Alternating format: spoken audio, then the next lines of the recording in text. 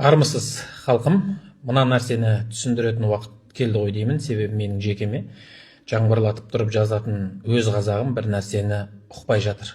Сен неге тиктокта армысың немесе армысыз деп амандасасың дейді. Ассалаумағалейкум десең жағың қисайып қала ма дейді. Жалпы бар ғой, осы нәрсе кәдімгідей ойландырады. Біз өзі кімбіз? Біз кімбіз, менің құрметті көрерменім? Қайдан шықтық? Және қайда бара жатырмыз ұлт ретінде? Біздің эрамызға дейін деген замандардан бастап бар ғой, біздің ел ешқайда кеткен жоқ. Осы далада түрлі тайпалық одақтар мен түрлі мемлекеттердің арасында көшіп қонып күн күй кештік. Сіздің атаңыз біздің жыл санауымыз басталған кезде де осы далада болған. Енді түсінікті болу үшін арыға бармай хан Шыңғыстың салтанат құрған дәуренімен бір қарайықшы. Осы дала, осы рулық бірлестіктер тек қана ғасыры басқа.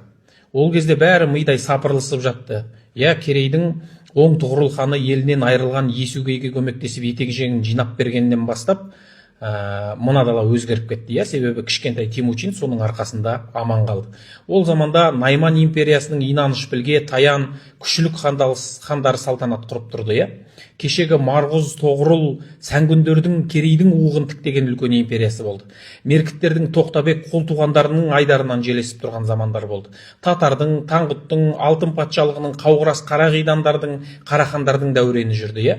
Бұның бәрін неге айтып отырмын мен? Себебі сол замандарда осы қазіргі қазақтың ата бабасы бір-бір атқа отырып алып кезіп жүрді осы даланы.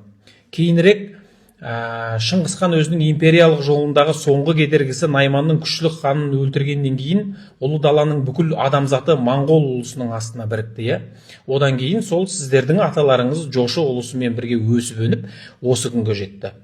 Бұл ислам дінінің оңтүстіктен бастап қырғын соғыс жасап Самарқанға, тіпті мынау біздің Талғардың, қазіргі Талғардың көне Талхизға дейін дүрмеге жете бастаған кезеді.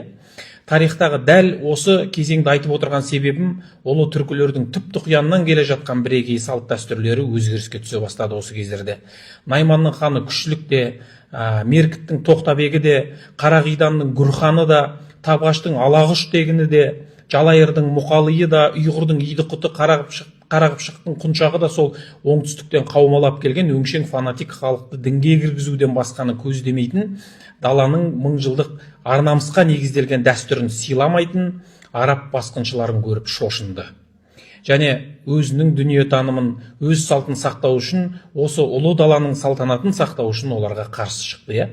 Араб экспансиясы Орталық Азияға кіргізбей ұстап тұрды біздің ата бабамыз. Бірақ Шыңғыс ханның қателігі ма, жоқ әлде қулығы ма білмеймін, ол Азияның төрт бұрышын түгел жаулағанда халыққа үндеу жасады. Егер Шыңғыс ханның қол астына бірігетін болсаңыздар, мен сендердің діндеріңе тиіспеймін деді.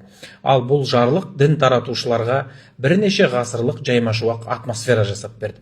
Сол кезден бастап мына қазіргінің ұстаздары сияқты тілі мен жағына сүйенген фантастикалық бір әңгімелер айтатын діншілдер әр елдің билеушісінің төрінде отырып алатын болды.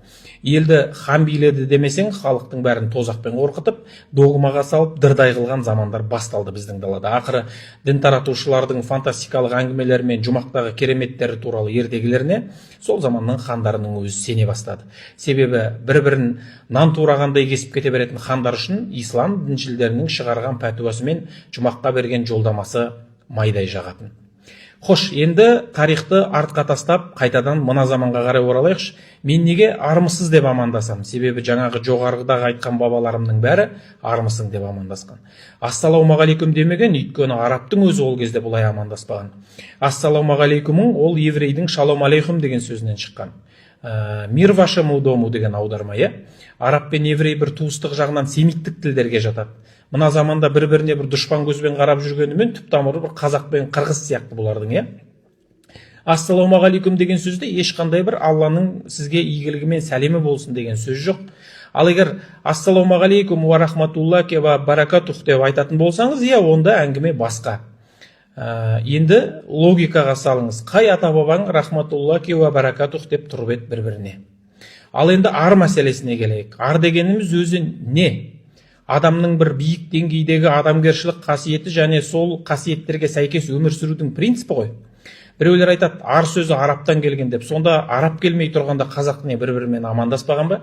Біздің бабаларымыз осы далада әрбір істі армен өлшеп жүргенде арабтарың бедуин болып құмға шашылған құмалақтай бытырап жүрген. Қазақтың ер деген сөзінің тамыры сол ар. Адал адам не деп айтады қазақ? Арлы дейді.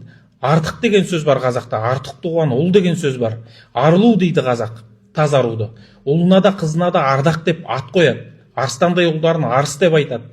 Біз қазір волонтерларды ерікті деп айтамыз. Сол еріктің тамырындағы ер сөзінің бастауы ар ғой. Яғни арымен өлшеп көмекке баратын адам дегенді білдіреді. Қобыланды батыр жырында арма деген сөз әрбір шумақ сайын кездеседі. Майлы қожаның бәріңіз білетін термесі бар. Армысың ата әже қариялар, елімнің шежіресі дариялар деген. Қазақ қыз баласын ару деп әспеттейді. Не үшін сонда? Өлген кісіні арулап жерлі деп атасының басын айта ма? Бабадан қалған сөз біздің барымыз. Одан қасиетті нәрсе жоқ мен үшін. Қазақ 300-ді неге ағарыс, бекарыс, жанарыс деп атады. Орыстың өзі честимею деген сөзді бізден аударып алып тұрғанын қалай білмейсіздер сіздер? Ар ол кодекс, қанға жазылған заң, және оны ешкім ешқашан алып тастай алмайды. Амандасқанда бір-бірінің арының тазалығымен сынайтын қазақтан сәуегей халық жоқ мен үшін. Әрине біз демократиялық елміз, кеш жарық десең де, гутен так десең де, как дела десең де, сол паракатух десең де өзің білесің. Бірақ менің жаныма жағатыны, өзімнің бабаларымның аман саулық сұрасқаны. Армысыз дегені, мынау бұлғаңда бұлғаң дүниені өзгермей тұра алмайтын өмірді өзінің арымен өлшегені ұнайды маған. Қандай қиыншылықтарда болсын ардан аттамаған ұнайды маған. Міне менің бойтұмарым, менің бағытым. Сондықтан сен ассалау деп амандаспадың деп үлкен бір трагедия жасамаңыздар халқым. Мен бар болғаны өзімнің түбірімді тапқан адаммын. Бәріміз аман болайық.